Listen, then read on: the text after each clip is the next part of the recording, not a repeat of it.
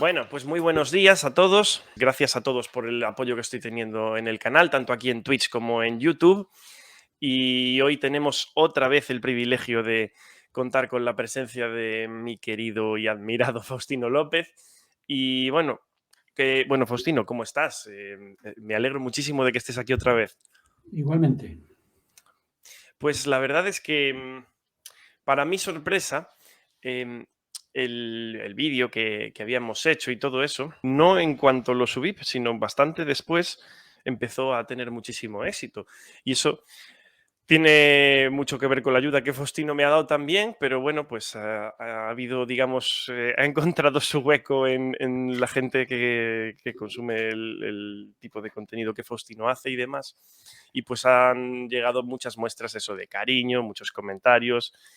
Y entonces yo le estaba comentando a Faustino, oye, pues a ver si podemos celebrar, yo qué sé, yo ya quería celebrar las 500 visualizaciones y aquello se disparó, llegó a 1000 y ahora mismo estamos en 2500, de lo cual, pues eso, me alegro muchísimo. Así que, pues aquí estamos un poco de celebración y un poco, pues, con muchas ganas de aprender. Había hecho por redes sociales una especie de, bueno, búsqueda de preguntas que la gente le quisiera hacer a Faustino López y otras que quería hacérselas yo.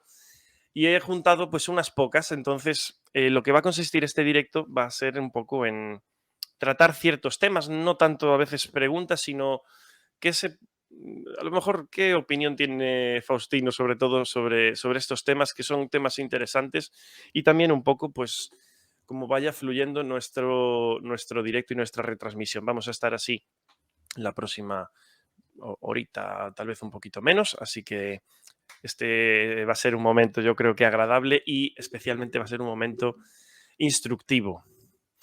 Entonces, Faustino, tú comentabas y había visto en Facebook que estás, bueno, escribiendo una serie de ensayos. Yo creo que son un poco a modo de reflexiones y de buscar también, pues, las fuentes y comentarios, eh, pues, que te veo a veces de personas ilustres también, de eruditos de la Biblia y demás, que utilizas. Y a ver, esos ensayos, ¿cómo? No sé cómo surgió la idea, habíamos hablado un poquillo de la otra vez, pero decidiste hacerlo y ahora creo que ibas a juntarlos en un libro. A ver qué me cuentas un poco sobre estos ensayos. Bueno, yo en mi página de Facebook, de vez en cuando, se me ocurría alguna idea que iba surgiendo en las comunicaciones con los que seguían los vídeos del instituto, y cuando había un tema que yo pensaba que había que desarrollarlo un poco más de lo que se iba enseñando en los cursos, en las lecciones de instituto, pues empezaba a prepararlos y escribía, y le dediqué muchas horas y hasta que no me sentía satisfecho no lo publicaba. Entonces iba poniendo en Facebook, las personas reaccionaban positivamente, les gustaba, les ayudaba y eso me animaba a seguir escribiendo y a seguir escribiendo. Incorporé también ahí los resúmenes de las conferencias generales y así poco a poco pues fue surgiendo una lista de artículos que finalmente pues algunos me escribían, hombre, pero estos artículos serían mejor publicados porque aquí en Facebook, porque algunos me decían, no estoy acostumbrado a leer artículos tan largos en Facebook, debería ser una Es cosa más verdad. corta. Ujú. Y algunos me decían, caramba, aunque ha sido larguísimo, me lo he leído todo, muchas gracias. Entonces, poco a poco, claro, tenía que concentrar el contenido en pocos párrafos, pero aún así resultaban demasiado largos. Pero aún así los he ido publicando y ahora lo que voy a hacer es que los que quieran verlos todos juntos, digamos, ampliados, comentados y completados, aparecerán en el libro que estoy preparando, que más o menos se titulará Comentarios a un Evangelio perdido o algo así. Estoy en ello y se publicarán y los que ya lo hayan leído en Facebook pues tendrán una parte del libro ya leída. Ujú. Y en eso estoy. Sí que es verdad que a lo mejor a mí me resultaba curioso, claro, leer las publicaciones bastante largas, ¿no? En Facebook y todo. Y bueno, parece que las redes sociales siempre tienden un poco más a lo corto, a lo inmediato y creo que es a veces a lo que está acostumbrada la gente. Pues no, cuando lo empezaste a hacer a mí me llamó mucho la atención porque al final era como pues lo típico que se hacían estos blogs cada uno, pero pues me llamó mucho la atención y hiciste en algunos unas reflexiones en las cuales yo creo que mucha gente ha utilizado en sus discursos después, ¿eh? Porque a mí me llamaba la atención que el hecho de haber leído algo de esto en Facebook y después escuchar a gente que, pues eso, que daban lugar a otro tipo de conversaciones y enseñanzas muy valiosas, la verdad. Bueno, ¿qué más? Tengo aquí entonces varias cosas anotadas. Otra de las cosas que nos habías comentado era que tú estuviste en la exposición de los rollos del Mar Muerto que hubo, pues, hubo en España, que hubo en Madrid. Y lo que no tocamos mucho aquel día era en qué consisten estos rollos del Mar Muerto. El que haya seguido tus clases de instituto seguramente ha visto varios comentarios o eso, pero no sé si podías hacer una pequeña explicación de realmente qué son esos rollos del Mar Muerto y de dónde proceden y qué es lo que suponen. Es interesante porque es parecido a lo de Ley y su familia, ¿no? Ley y su familia salieron de Jerusalén porque el Señor les había pedido que marcharan y formaran otra comunidad, ¿no? Buscar la tierra prometida, donde establecerse.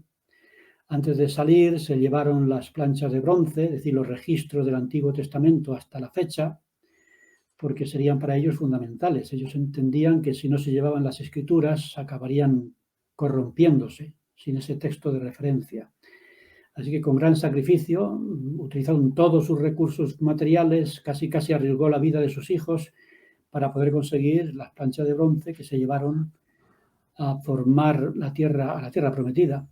También hubo un grupo que algunos piensan que eran esenios, que también salieron de Jerusalén porque pensaban que se había corrompido la adoración en el templo y se había corrompido el pueblo de Dios y sus enseñanzas, y se fueron a vivir a Judea, a una zona del Mar Muerto. Y allí se establecieron y allí se desarrolló toda una civilización con los textos sagrados que ellos fueron ampliando con otros textos que tenían. Ellos tenían sus revelaciones y cuando este grupo de esenios murieron y desaparecieron, lo que quedaron fue lo que ellos guardaron en unas vasijas, en unas cuevas cercanas al Mar Muerto, que toda la historia de cómo se descubrió pues es muy extraña, pero bueno, un pastor que ha perdido una cabra, la cabra se mete en una cueva, él grita a ver si la cabra está allí, tira una piedra para ver si la cabra sale, o escucha un ruido sordo con la piedra que golpea algo, entra en la cueva, descubre una tinaja y de esa tinaja salieron unos manuscritos y luego otras tinajas y surge en torno a eso todo un negocio de venta de manuscritos por aquí y por allá. Y cuando ya por fin los manuscritos salen a la luz y se empiezan a traducir y demás, pues descubren a este grupo que utilizaban textos de la Biblia. Entonces, claro, los textos de la Biblia que utilizan los esenios, si es que eran esenios allí en el Mar Muerto, eran mucho más cercanos a los originales, casi 1000 años de los que utilizamos nosotros. Entonces, claro, surgió la comparación de los contenidos de los libros del Antiguo Testamento que utilizaban los esenios allí en Judea, cerca del Mar Muerto, con los que tenemos nosotros. Entonces, esa comparación dio lugar a estudios muy interesantes. Por ejemplo, cuando se hizo la exposición en la manzana del templo, se trajo el famoso libro de Isaías, una copia, y vieron que los esenios tenían un texto mucho más completo, ¿no?, que el que utilizamos nosotros de los masoretas. Así que ese estudio comparativo dio lugar a conclusiones muy interesantes con respecto a la conservación de los textos del Antiguo Testamento, la pérdida del contenido de alguno de ellos y demás, que rellenan lo que se conoce como el periodo intertestamentario, porque cuando murió Malaquías, que es el último profeta de la etapa persa, los judíos dicen que ya no hubo más revelación, se acabó la revelación y ahí se cierra el Antiguo Testamento. Luego vienen los cristianos que añaden su revelación con Mateo y entre Malaquías y Mateo hay un hueco que rellenan en cierta manera los manuscritos del Mar Muerto en este periodo intertestamentario que ayuda pues, a conocer un poquito qué pasó entre el fin del Antiguo Testamento y el comienzo del Nuevo, con información extra que se va comunicando. Esto es lo que recuerdo bien porque Esa exposición fue hace ya mucho tiempo en Madrid. Mis estudios de los manuscritos los dejé ahí estancados o aparcados o apartados, y más o menos esto es lo que recuerdo ahora mismo. Una pregunta, esas vasijas y en esta cueva y todo esto, ¿en qué año más o menos eso se encontró? Porque es bastante reciente eso. Pues es una buena pregunta. Como no he repasado por ahí, pero vamos, yo recomiendo que lean ahí alguna de las cosas que yo comento. Pero ya digo, es casi 1000 años más cercanos a los originales. Ajá, No sé, no me acuerdo ahora muy bien, habría que revisarlo por ahí. Pero vamos, bueno, que miren en internet, ponga manuscritos de los rollos del Mar manuscritos Muerto, del Mar vean las Muerto. fechas, Bueno, y las fechas se me escapan de la cabeza a mi edad. bueno, vale, está bien. No, parece una historia casi de película el hallazgo de estos manuscritos, ¿no? Sí. Claro, en cuanto, pues nosotros como miembros de la Iglesia, a veces hablamos sobre las dispensaciones o los profetas y demás, ¿no? Y es verdad que, bueno, pues como siempre, cuando uno tiene luz o tiene un poco más de luz, aprende que hay mucho más por descubrir, yo creo, ¿no? Y a veces parece que todo se simplifica en, bueno, tenemos un profeta en todo el mundo y después hay una apostasía y entonces a ese tiempo le llamamos dispensación y al otro no. Pero en realidad, seguramente, lo que podíamos entender era que, bueno, seguramente Dios guió a un pueblo en un lugar determinado y con el libro de Mormón, de hecho, esto lo aprendemos, pero en otro lugar, de hecho, guió a otro pueblo con otro profeta para que ellos también aprendieran de su evangelio. Tal vez este tipo de hallazgos o de cosas nos hace ver que, pues, o que no sé si decir que hubo más profetas, pero que sí hubo más personas que por lo menos estaban intentando seguir un poco no sé, el sendero guiados por Dios o valiéndose de su inspiración, ¿no? Pues sí. Ujú. Muy bien. Otro de los temas, y no es, bueno, está muy relacionado, que me parece súper interesante y que además esto literalmente viene de una de las notas que yo tomaba al escuchar tus clases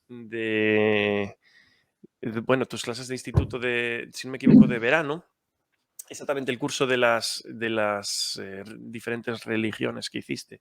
Era el tema de Clemente de Roma.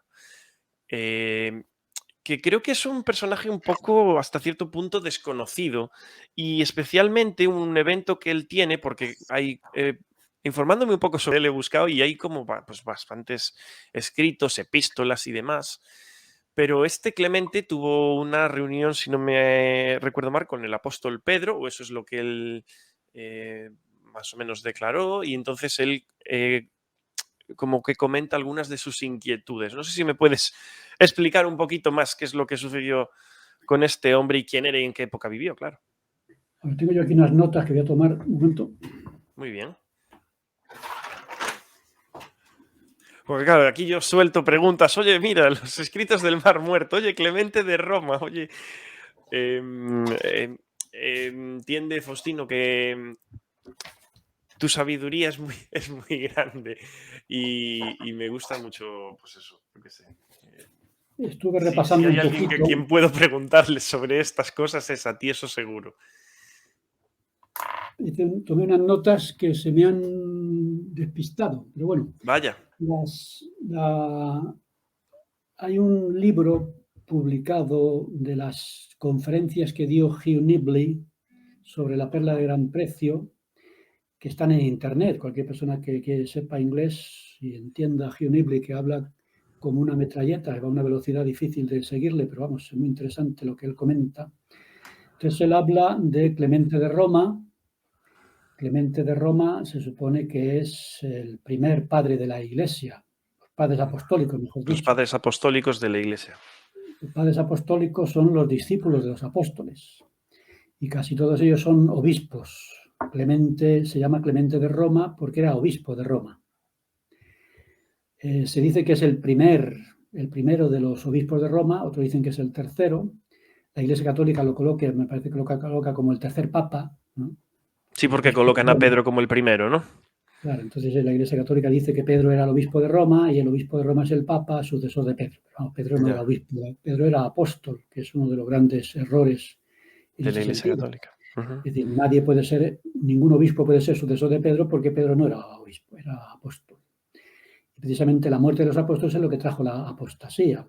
Muertos los apóstoles, que quedan los discípulos de los apóstoles, que eran los obispos que ellos llamaron, entre ujú. otros Clemente de Roma, que era obispo de Roma, y él escribió lo que Gio Niebli llama la primera novela del cristianismo, ¿no? Las recogniciones, ¿no? Las recogniciones. Llamadas pseudo-clementinas, porque unos piensan que si era de él o no era de él, pero bueno, Sí, eso estaba leyendo que algunas no están como muy claros que fuesen, digamos, originales de él o que fuesen tomadas por otras personas o así. claro, entonces Clemente escribió esta novela para expresar un poquito es como convertir las creencias, las doctrinas en una novela para difundirlas más fácilmente, supongo. Entonces, recogniciones quiere decir reconocimientos, ¿no? Ujú, Familias que se dispersan, familias que se pierden de vista y que por fin se reencuentran, se reconocen y finalmente saben quiénes son y cuál es el propósito de su vida como familias. Entonces, aquí Clemente de Roma habla en esta novela que cuando él era niño tenía muchas dudas sobre el más allá, si realmente lo que llaman las preguntas terribles, es ujú. decir, después de esta vida seguiré viviendo, seguiré siendo yo, recordaré las cosas igual que me ocurrieron, y esas dudas que tenía Clemente de Roma intentaba resolverlas. En un principio quería resolverlas utilizando a los espíritus, ¿no? Y él dice, bueno, voy a recurrir a algún espíritu de estos que se ha muerto para que me cuente, oye, es verdad que hay otra vida, es verdad que somos nosotros. No se atrevía a hacer, recurrir al espiritismo, pues dice, como falle, me voy a sentir aún peor, ¿no? Ujú. Y en estas dudas encontró a un misionero que estaba en Roma, Barnabás, y este Barnabás estaba allí peleando con los jóvenes de Roma que se estaban burlando de él. Si tú has sido misionero, pues sabes a veces las pruebas que pasan los misioneros. Entonces, cuando Clemente vio que estaban metiéndose con Barnabás, pues fue y lo defendió contra aquellos jóvenes que se burlaban de él y de sus enseñanzas. Y entonces Barnabás dijo, bueno, yo ahora me voy a marchar a una conferencia que tenemos los cristianos en... ¿Cuál es la ciudad esta? ¿Sabes? La regla mnemotécnica, ¿sabe cuál es? Cuando una mujer no puede dar a luz, normalmente le abren y entonces tiene Cesarea. exactamente. Entonces fue en cesárea. Entonces Cesarea, exactamente. tenía una conferencia no en cesárea, que eso es otra cosa, No, no, claro. pero sí en cesarea y en cierta manera también para dar a luz el Evangelio. Entonces Clemente, cuando pudo, se reunió con Barnabás en Cesarea, ahí estaba Pedro dando conferencias. Cuando Ajá. finalmente pudo, Barnabás le presentó a Pedro y habló con Pedro. Y entonces en la conversación con Pedro es muy interesante porque Clemente le pregunta, oye, ¿y mi padre y mi madre que no saben nada de este evangelio que tú enseñas, qué será de ellos sin saberlo? Y Pedro dice, bueno, pues de esto ya hablaremos más adelante, pero esto estás hablando de la obra por los muertos, ¿no? La redención de los muertos, la obra por los muertos. Es decir, que aquí lo que Gio Nibli explica, que las recogniciones está hablando de la obra vicaria que luego se perdería con la apostasía y se recuperaría con la restauración. Ujú. Así que lo interesante de Clemente de Roma, que es uno de los padres apostólicos, el primero de todos, explicó que existía la obra por los muertos, que existía el mundo de los espíritus, que existía la obra vicaria, que se perdió por completo en el mundo cristiano hasta el punto de que al quitar el mundo de los espíritus de nuestra vida, a la gente cuando moría se iba directamente o al cielo o al infierno. No había ninguna otra oportunidad. Si en esta vida no habías tenido oportunidad de conocer el Evangelio, de recibir las ordenanzas correspondientes, pues estabas perdido y no hay nada que hacer, ¿no? Ujú. Pero el Clemente de Roma, en sus recogniciones, en forma de novela, está explicando que no es así, que sus padres, que no sabían nada de estas cosas que enseñaba Pedro, pues tendrían la oportunidad de conocerlo. Y dijo Pedro, ya te lo explicaré un poquito más, porque esto se llama la obra por los muertos. Y Ujú. eso más o menos son las recogniciones, el reencuentro de aquellos que se han ido con los que se quedaron, se reconocen entre sí, eso es muy importante, porque ese reconocimiento es el que permite que respondamos a una de las preguntas terribles. ¿Seguiré siendo yo mismo después de esta vida? Entonces es muy interesante esto, que en mi caso, como yo tenía mi maestro en la distancia, claro, Miguel de Unamuno, le obsesionaba mucho la nada, ¿no? El desaparecer. Es verdad. Y aquí Gio Nibli dice, la transmigración de las almas, la reencarnación, ¿de qué nos sirve si nosotros nos reencarnamos en una persona distinta cientos de veces en personas diferentes? Al final hemos perdido nuestra identidad y lo que yo quiero es seguir siendo yo, que yo sea el mismo después de esta vida, que mis memoria, mis recuerdos no se pierdan y esa conservación de la identidad es lo que en cierta manera se comenta en este libro de las recogniciones de Clemente de Roma, que algunos dicen que no son de él, por eso llaman pseudo-clementinas, porque Gio Nibli lo desarrolla como obra de Clemente de Roma, el primer padre apostólico, discípulo de Pedro y de Pablo, y que conoce perfectamente lo que enseñaban los apóstoles y que lo reproduce en esta novela. Claro, es verdad, y muchas gracias. Es un tema muy interesante y bueno, yo qué sé, por plantearnos preguntas tenemos muchas, pero una de esas preguntas interesantes sería ¿por qué no es ese un tema del cual tengamos más escritos? Claro, a lo mejor hasta qué punto pues ese tema o esa doctrina era algo que llegó a establecerse, digamos, de una forma universal o lo que fuera. Entiendo que eso es algo que pues, los apóstoles seguramente recibirían por revelación. Hasta la muerte de Jesucristo no podemos entender que hubiese ordenanzas por los muertos, evidentemente, pero, o hasta su resurrección más bien, pero es verdad que, digamos, en la Biblia, el único comentario al menos directamente hablando sobre este tema, lo hace el apóstol Pablo, ¿no? Em, es bastante, por eso me llamó bastante la atención cuando escuché esto, el hecho de que hubiera, digamos, otro, otro testigo que al menos trató ese tema, ¿no? Sí, bueno, yo recomiendo que vean el vídeo de la escuela dominical último, en el que yo comento las palabras de Pedro, que es lo Ajá, que de verdad. la revelación de Joseph F. Smith en la sección 138, donde cita al apóstol Pedro diciendo por qué razón se predica el Evangelio a los muertos. Sí, En Primera de Pedro, capítulo 4, y no sé si es el versículo 6, ¿no? Creo que es. sí. Entonces, ¿por qué se predica el Evangelio a los muertos? Decía el apóstol Pedro. Y la respuesta es, pues, seguramente porque es posible escuchar el Evangelio después de la muerte. Nosotros hablamos del primer estado y del segundo estado. Si tú preguntas a los miembros de la Iglesia cuándo empieza y termina el segundo estado, casi ninguno lo sabe. El segundo estado empieza con el nacimiento en este mundo y no termina con la muerte. El segundo estado termina con la resurrección, cuando ya resucitamos y el juicio nos manda a los reinos de gloria correspondientes. El segundo estado es el mundo de los espíritus y el mundo terrenal, porque ambos están en el mundo terrenal, es decir, en la época física y la época espiritual. Entonces, cuando yo nazco en este mundo, empieza el segundo estado, continúa después de la muerte, porque el mundo de los espíritus sigue en esta tierra y continúa la predicación del Evangelio, como ya sabemos todos, y que el apóstol Pedro ya lo dijo. Y aquí las recogniciones, pues lo comenta también Clemente de Roma. Muy interesante, muy interesante. Muy bien. Algunas cositas más. Un tema que tú y yo hemos hablado en privado sobre esto y lo has tratado en algunos de tus ensayos y me parecía muy curioso porque era uno de esos temas que tú me decías que como que traía el enfado de algunas personas. Em, y esto tiene que ver con, seguramente esto afecta a los profetas modernos y también a los profetas antiguos, que es el concepto de la infalibilidad de los profetas. Entonces, yo recuerdo pues creo que cuando estaba en la misión o antes incluso, había visto como un esquema sobre diferentes religiones, ¿no? Entonces ponían como principios en los que enseñaban cada uno. Y de hecho el tema de la infalibilidad de los profetas ponía solo la Iglesia Católica es la que cree, digamos, en algo así como la infalibilidad de su líder, ¿no? ¿Son infalibles nuestros profetas? ¿O los antiguos? Y todo eso lo desarrollo en los artículos, como bien dices, de Facebook. Por ejemplo, yo utilizo la enciclopedia, no sé si alguien lo tiene, la enciclopedia del mormonismo, que son varios volúmenes. Por ejemplo, en el tomo 1, he puesto, tomo aquí nota, de la página 59 dice: ni la Iglesia, ni sus dirigentes, ni sus miembros reivindican la infalibilidad.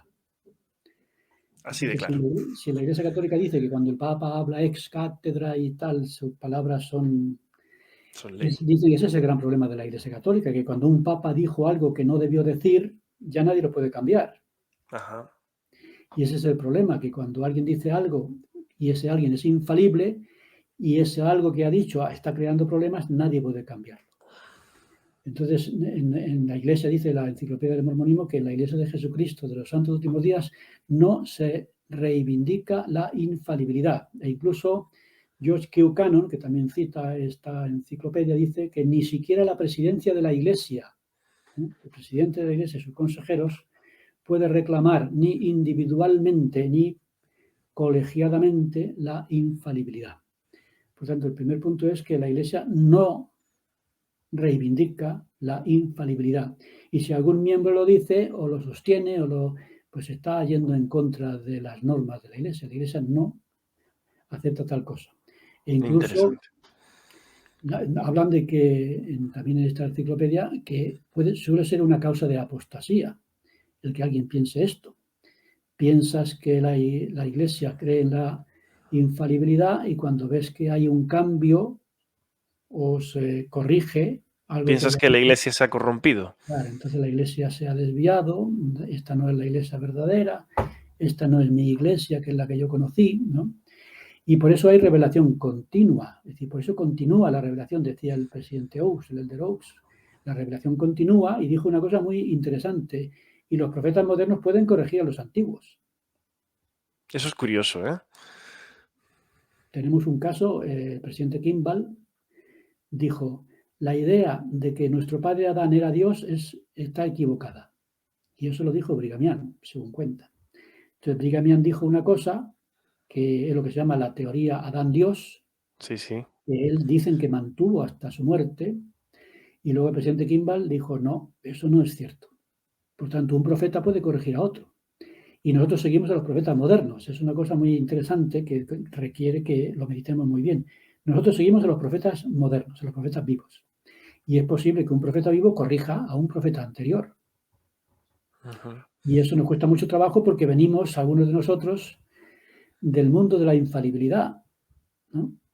Y nos cuesta Ya. trabajo entender que las cosas pues, pueden cambiar con el tiempo y con las revelaciones correctoras que a veces puede ocurrir. Y además entiendo que esto, como tú dices, para algunas personas puede ser muy duro, porque a veces hablamos de que, pues, en la iglesia o en el evangelio conocemos los principios, las prácticas y los procedimientos, y que las prácticas y los procedimientos pueden cambiar, pero que los principios son eternos. El gran problema es cuando, por ejemplo, en este caso, seguramente Brigham Young, esto es algo que lo comentarías con pues quienes le conocieron en vida, y habría personas que hasta se morirían, pues como tú dices, creyendo o sosteniendo algo así como algo que había dicho su profeta. Entonces, algo que no sé si podríamos decir que eso era un principio doctrinal o algo así, acababas teniendo que ser corregido porque al final no era un principio correcto, ¿no? Hay una cosa que son principios y otra cosa son las aplicaciones. Ujú. Entonces hay principios que se aplican en una época o no. Por ejemplo, el matrimonio plural. El matrimonio plural, el principio es el matrimonio. El plural es una forma de aplicar el matrimonio. Es De decir, hecho, nadie tú en puede... tus clases, perdona que te corte, mencionas algo que me llamó mucho la atención sobre ese tema, que es que dices, el principio es el matrimonio, lo que fue el matrimonio plural fue una excepción. Claro, y eso lo leemos en la introducción de la declaración oficial, ¿no? Ujú. Es decir, el matrimonio para Dios, eso lo han añadido hace poco tiempo a la declaración oficial sobre el matrimonio plural.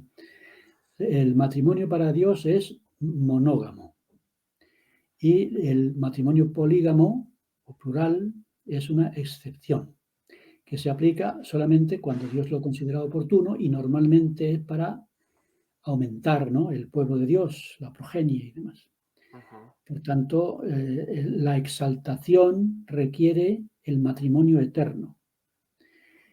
Porque algunos dicen que al final el matrimonio plural es el matrimonio celestial, pero están equivocados. El matrimonio celestial es el que se efectúa en el templo mediante el sellamiento con la debida autoridad. Sí, Y puede ser monógamo o no, pero no tiene por qué ser polígamo. Eso es un mundo muy extraño para los occidentales, porque para desde luego. nosotros la poligamia es un asunto cultural ajeno, ¿no? Bueno, y parece que cada vez más, y a mí me llama la atención, cada vez más nuestra cultura está pues yéndose a temas que están llamando poliamor y cosas así extrañas y que están intentando cambiar incluso estos principios en los cuales se basa la familia, ¿no? Pues este es un tema que presento en la escuela dominical, en el vídeo que vamos a publicar hoy, Ajá. es precisamente sobre estas declaraciones oficiales, matrimonio plural, donde recojo de una manera muy resumida, porque no hay mucho para el vídeo, todo lo que hay en torno a José Smith, el matrimonio plural, Wilford Woodruff y el manifiesto, Joseph F. Smith y el segundo manifiesto, que son cosas que yo creo que debemos conocer para entender un poquito mejor lo que es el matrimonio en la dispensación esta última, ¿no? Sabemos que los patriarcas, algunos patriarcas eran polígamos. El matrimonio plural es una cosa que encontramos en el Antiguo Testamento como una cosa normal. El Dios en el que creemos es el Dios de Abraham, Isaac y Jacob, es un Dios de polígamos, ¿no? Jamás Dios dijo que no era el Dios de Abraham, Isaac y Jacob, él lo aceptó. Ujú. Además se conoce, el cielo se conoce como el seno de Abraham, ¿no? El lugar donde está Abraham. Abraham, Jacob fueron polígamos porque Dios se lo mandó y Dios lo permitió. Y no está en contra de la teología de la Iglesia, de la ortodoxia del Antiguo Testamento. Y nosotros creemos en el Antiguo Testamento igual que creemos en el Nuevo. Ujú. De hecho, lo que acabas de decir antes también, ¿no? Y lo comentabas en una clase, al- por lo que parece, en la época del Antiguo Testamento, el problema no era el matrimonio plural en sí, sino el no poder tener hijos, como le ocurría a Isaac, como le ocurría a Jacob, etcétera, ¿no? Y de hecho, esa era parte como le ocurría a Isaac, no, perdón, como le ocurría a su padre, ¿no? Em, parece ser un poco lo que parecía, como te lo digo, lo que parecía que lo hacían necesario para ellos, ¿no? Claro, ellos querían tener progenie, ¿no? Para que el Mesías saliera de sus descendientes. Entonces ese deseo de tener hijos es intrínseco de los matrimonios del Antiguo Testamento. Y es curioso que ese deseo a veces se convierte en mujeres estériles. El problema que tenía Sara, ¿no? El problema que tenía Raquel también. Raquel. Entonces esa esterilidad era una maldición para ellas. Entonces el problema para una mujer en aquella época no era el vivir en matrimonio plural, era no poder tener hijos. Y esa lucha es la que tenía, por ejemplo, Jacob, sus padres, ¿no? Rebeca y Abraham, lo mandaron, estoy diciendo bien, ¿no? Abraham no era Jacob, Jacob era el hijo de Isaac. eso, perdón. Entonces Isaac y Rebeca, que yo me hago un lío también aquí, Sí. Isaac y Rebeca, si no me equivoco, porque luego confundo Raquel Lo con Rebeca, mandaron a la casa del hermano de Rebeca, porque que era Labán. Esaú se casó con mujeres fuera del convenio, aquello era una Ujú. maldición, claro, porque eso significa romper su conexión con el mundo del convenio. Entonces Rebeca le dijo a Isaac, mira, si Jacob hace lo mismo, Rebeca le dijo a ver si yo me entero. Sí, Rebeca Esaú y le Jacob. dice a su, Entonces Rebeca le a su dijo hijo. a Isaac, mira, como Jacob haga como Esaú, me muero. Ujú. Entonces él lo mandó con la familia y allí encontró a Raquel. Y ella encontró a Raquel y estaba contento. Pero de repente no lo casaron con Raquel, sino con Con su hermana engaños. mayor. Lo casaron con su hermana mayor, que se llamaba, ¿cómo se llamaba? Lía o Lea. Lea. Entonces dijo, hombre, ¿qué has hecho? Yo me quería casar con Raquel. Hombre, ¿cómo te vas a casar con Raquel? Primero tendrás que casarte con la mayor, ¿no? Entonces después se casó con Raquel, y luego ambas como querían tener más hijos de los que tenían, le pidieron que se casaran con sus correspondientes siervas, ¿no? Entonces tienen Ujú, ahí las concubinas. Así que Jacob fue buscando una esposa y volvió con 4. ujú. Y no fue decisión suya. Es decir, el matrimonio plural surge natural y espontáneamente en este caso, y las mujeres pues incluso contribuyen a que aumente el número de esposas para tener más hijos con él, ¿no? Porque se supone que las hijas, los hijos de las concubinas se adjudicaban a la esposa principal, en fin. Vamos, que el matrimonio plural es un asunto cultural normal en el Antiguo Testamento que se pierde después y cuando se restaura, pues crea un conflicto muy grave en Occidente, en tiempos de Estados Unidos, con la revelación de José Smith sobre el matrimonio plural. Y cuando se quiere quitar, surge otra vez otro problema más para quitarlo. Es decir, es un Mm, problema vivirlo y es un problema dejarlo de vivir cuando ya forma parte de tu cultura, ¿no? De tu formación familiar y demás. ya. Entonces, el matrimonio plural es un asunto muy interesante y no muy comprensible para la mente y cultura occidentales. Ya. Y de hecho, vamos, hasta yo creo que los tiempos están cambiando. Tal vez ha quedado como ese reducto, eso que le llaman meme, ¿no? Como esa especie de los mormones son polígamos, ya se hace así, cada vez que hay que hacer un chiste sobre los mormones siempre tiene que ver con ese tema. Y creo que tal vez es algo que poco a poco se esté cambiando, por lo menos por lo que percibo aquí, ¿no? Em, Claro, hay cosas, lo digo también porque pues, a veces cuando de vez en cuando aparecía algo sobre la prensa o directamente decían información falsa diciendo que la apoyamos o cosas así, o siempre puntualizando que no creen en la poligamia, como diciendo, parece que hubiera que aclarar este punto, ¿no? Em, Pues una anécdota muy interesante. El elder Scott, el apóstol, vino a España porque había problemas con los visados Ujú, de los presidentes de misión y demás, y misioneros. de los Entonces fuimos misioneros. juntos, yo le acompañé al ministerio correspondiente para, no sé si era asuntos exteriores, no sé, en el caso que queríamos ayudar un poquito a resolver el problema de los visados, que se retrasaban mucho. Se retrasaban los visados, eso creaba problemas para los misioneros, y de repente el representante del ministerio dijo, bueno, claro, es que aquí tenemos un problema, porque claro, cuando ustedes vienen aquí, si quieren registrar a todas las esposas, pues eso es un problema para nosotros. Madre Entonces ya tuve mía. que decir al director, mire usted, los presidentes de misión, cuando vienen a España, los matrimonios misioneros, vienen con una esposa porque nosotros claramente tenemos una esposa. Entonces estaban preocupados de que de repente tuvieran que dar visado a un hombre con 4 o 5 esposas. Y eso al final lo aclaramos, pero no, todavía estamos hablando de hace pocos años. Tenían en la mente todavía de que los mormones cuando vienen a España como matrimonios a predicar el Evangelio podían Madre mía. crear conflictos legales con el matrimonio plural que no sabían que era un asunto ya antiguo, ¿no? Y pasado. Ujú. Jolín, qué curioso. En relación a esto, yo he estado pensando mucho, como, no sé si existe esta especie de estigma o de cosa, de ese, de que parece que una cosa va acompañada con la otra, y siempre es lo que te decía, ¿no? Sobre este tema, que parece que siempre hay que aclararlo. Claro, yo no sé cuánto la prensa ayuda o perjudica.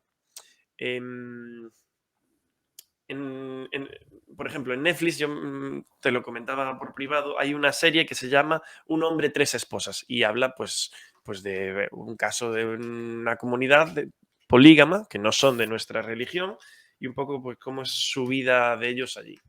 Y bueno, pues más o menos te cuentan cómo es su familia y cómo uno tiene dos esposas y está viendo ver si aumenta el número y cosas así. Y bueno, no sé si me llamó la atención cuando la vi porque no se mete, digamos, en berenjenales grandes ni, bueno, tienen un problema legal, eso sí, pero digamos que simplemente muestran la vida de una familia, ¿no?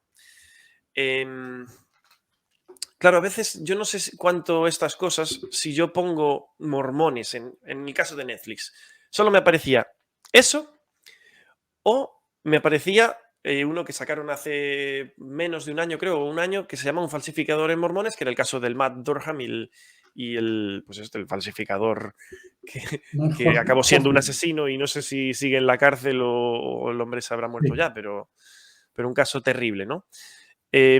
No sé cuánto eso al final nos perjudica o nos beneficia. Y por el otro lado, claro, por ejemplo, cuando yo estaba en la misión, teníamos el caso de que Mitt Romney se estaba postulando a la presidencia de los Estados Unidos. En España, eso yo creo que nunca se había hablado tanto de, digamos, de los mormones como hasta aquella época. Y después teníamos otro tema que justo coincidió en mi misión al mismo tiempo, que era el tema del musical The Book of Mormon, que fue súper premiado y recorrió todo el mundo, pero es verdad que a España no llegó, ¿no? El musical que al final era una gran parodia de humor muy negro sobre nuestra iglesia. Entonces, todo este tipo de cosas a lo mejor tienen su parte buena y a lo mejor tienen su parte mala. No sé cuánto la publicidad, da igual de dónde venga, es buena. Como dicen en inglés, there's no such thing as bad publicity, o no sé qué Yo piensas. recuerdo que cuando Mitt Romney era candidato, como yo era el representante de la Iglesia ante los medios de comunicación en el Consejo Nacional de Asuntos Públicos, hoy Consejo de Comunicación, me dijeron que querían entrevistarme en una emisora de radio, pero de estas nocturnas. Entonces yo me acuerdo que casi de madrugada vino un taxi a buscarme, me llevó a un lugar que hay en las afueras de Madrid, en una zona, un polígono industrial, me metieron allí en una emisora de radio y me empezaron a entrevistar sobre Mitt Romney, ¿no? Entonces me decían, a ver, cuéntenos sobre el candidato de vuestra iglesia a los Estados Unidos. Digo, mire, Mitt Romney no es un candidato de nuestra iglesia, es un candidato republicano. Y en la iglesia hay republicanos y demócratas. Es más, el otro día estuve con un profesor de la Universidad de la Iglesia que me dijo que él no iba a votar a Mitt Romney, así que aunque le parezca un poco extraño, hay miembros de la Iglesia de Jesucristo, mormones, que no van a votar a Mitt Romney, porque Mitt Romney es republicano y algunos miembros de la Iglesia son demócratas. Por tanto, me parece muy bien que ustedes den publicidad a la Iglesia, aprovechando que Mitt Romney es miembro de la Iglesia, pero a que usted no sabe de qué religión eran los otros presidentes de los Estados Unidos. ¿Eh? ¿De qué religión eran Nixon? ¿De qué religión eran los demás presidentes? Curiosamente, en este caso sale Sí, sí, sí. este candidato, su religión, lo primero, y lo llaman candidato de los mormones, candidato de la iglesia, como si la iglesia tuviese un candidato allí. El único candidato que ha habido de la iglesia fue José Smith, cuando se propuso como candidato a la presidencia de los Estados Unidos y lo asesinaron mientras No, estaba no salió bien la jugada, en la su verdad. candidatura, pero lo hizo para que la iglesia pudiese salir adelante porque todos los Estados Unidos estaba todo Estados Unidos contra ellos. Dije, bueno, Ya. pues aquí la única manera de cambiar esto es que yo salga como presidente y lo mataron. Dicen que es él y Robert Kennedy son los únicos que fueron asesinados siendo candidatos a la presidencia de los Estados Unidos. Ya. Es interesante, claro. Te preguntan por mi Romney y tú, pues mire, la verdad no tengo el gusto de conocerlo y no sé, ¿no? Em, claro, al final, bueno, yo entiendo que hay una cierta repercusión. Hablé con misioneros que decían que estaban encantados de que el musical este famoso se fuese a la ciudad donde estaban enseñando, porque pues mucha más gente estaba hablando o queriendo hablar con ellos incluso, pero claro, también tenía otras cosas, otras contrapartidas, porque se lanzan mensajes erróneos. De hecho, yo recuerdo en mi época, yo estaba en Los Ángeles, el musical creo que estaba en Broadway, o sea, en Nueva York, justo después llegó a California. Y ya había gente que nos preguntaba por la calle sobre ese tema. Y decía, a vosotros no os parece demasiado bien, ¿no? Y yo, pues es que no tengo ni idea de qué va. Y, y sí recuerdo, pues, gente que, pues, en aquel tiempo eso tuvo bastante revuelo. Vamos a ver, temas ya más, bueno, aparte de este tema de actualidad, claro, yo recuerdo al presidente, al Elder Uchtdorf, diciendo, pues básicamente, un discurso que para mí fue memorable, en el que dijo esta frase famosa de antes de dudar de tu fe, duda de tus dudas. Y él decía abiertamente, tenemos que reconocer que a lo largo de los años se han cometido errores, ¿no? Entonces, claro, tampoco especifica demasiado, pues, cuáles ni nada, pero al final, ¿cómo, no sé, cómo a lo mejor, miembro fiel supera esto, en tu opinión, como digamos, de desencantarse porque ha visto que, yo qué sé, a lo mejor ni siquiera a nivel de toda la iglesia o de presidencia de la iglesia, pero pues que hay un líder que toma unas decisiones raras o que hay un, no sé, en general yo creo que estas cosas vienen sobre todo de personas, ¿no? Este tipo de desencantos o de pensaba que en la iglesia todo era perfecto cuando me bauticé y después pues resulta que no era tan perfecto. Bueno, es lo de la infalibilidad que estábamos diciendo, ¿no? Ujú, Es decir, que las personas cometemos errores y no hace falta ser un dirigente de la iglesia para cometer errores, todos cometemos errores. Se suele decir, pues escucho yo con frecuencia, que yo aprendo más de mis errores que de mis aciertos. Entonces todas las personas cometen errores y esos errores se convierten en una escuela de aprendizaje. Lo importante es que nosotros permitamos que algunas personas cometan errores. La pregunta es si los profetas son infalibles o no son infalibles, ¿no? Si no hay infalibilidad por parte de los profetas, entonces lo que estamos diciendo es que los errores forman parte de nuestro desarrollo personal y que cuando se cometen errores y se corrigen los errores, pues vamos aprendiendo y vamos progresando. Es muy importante entender eso, que nosotros aceptamos los errores como parte del desarrollo personal, como parte de la salvación individual. Y los profetas revelan ciertas cosas, los miembros de la Iglesia las escuchamos y como todos tenemos el Espíritu Santo, los profetas hablan por medio del Espíritu, los miembros de la Iglesia escuchamos por medio del Espíritu y a veces en la historia de la Iglesia podemos encontrar algunas cosas que se tuvieron que corregir posteriormente. Y estas cosas que encontramos en las Escrituras, o sea, que escuchamos de los profetas y que se corrigen posteriormente, sirven para ir desarrollando poco a poco nuestra madurez, porque la madurez consiste en ir descubriendo que hay ciertas cosas que se van corrigiendo con los años, ¿no? El Espíritu Santo me revela a mí personalmente ciertos principios que al mismo tiempo revela a los profetas. Entonces estamos hablando de históricamente. Yo he escuchado las conferencias generales y a medida que yo iba escuchando la conferencia general me iba dando cuenta, por medio del Espíritu, de los principios maravillosos que estaba escuchando. Incluso a veces he tenido experiencias de que el Espíritu me reveló ciertas cosas que después se confirmaron en la conferencia. Es decir, que el Espíritu nos habla por medio de los profetas y nos confirma las palabras de los profetas hablándonos a nosotros directamente en la revelación personal.